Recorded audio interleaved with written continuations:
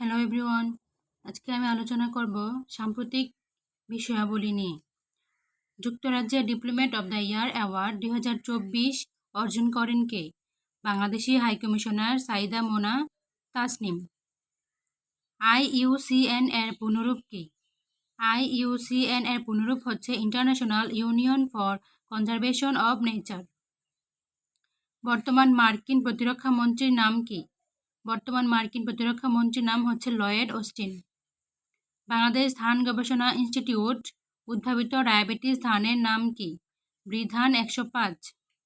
বৃধান 105। দুদকের প্রথম মহিলা পরিচালক হয়েছেন কে?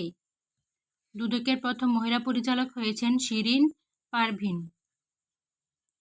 আনারস পাতার আঁশ থেকে উদ্ভাবিত সুতার নাম কি এবং এর কেন্দ্র কোথায়? আনারস পাতার আঁশ থেকে উদ্ভাবিত সুতার নাম হচ্ছে পাইনঅ্যাপল সিল্ক এবং এর কেন্দ্র মানিকগঞ্জ জেলায়। আনারস পাতার আঁশ থেকে উদ্ভাবিত সুতার নাম পাইনঅ্যাপল সিল্ক এবং এর কেন্দ্র হচ্ছে মানিকগঞ্জ জেলায়। দেশের সর্বশেষ বা 31তম জিআই পণ্য কোনটি? টাঙ্গাইল শাড়ি। জাতীয় পল্লী উন্নয়ন কাউন্সিলের সভাপতি কে? প্রধানমন্ত্রী। Bangladesh supreme court research institute কোথায় স্থাপন করা হচ্ছে? Bangladesh supreme court research institute স্থাপন করা হচ্ছে কক্সবাজারের টেকনাফে। দেশের প্রথম যুদ্ধ শিশু হিসেবে রাষ্ট্রীয়ভাবে স্বীকৃতি পান কে?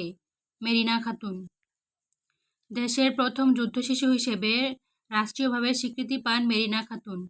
দেশের 48তম বা সর্বশেষ নদীবন্দর কোনটি? রাজশাহী নদীবন্দর। আজকে এইটুকু পর্যন্তই। ধন্যবাদ সবাইকে।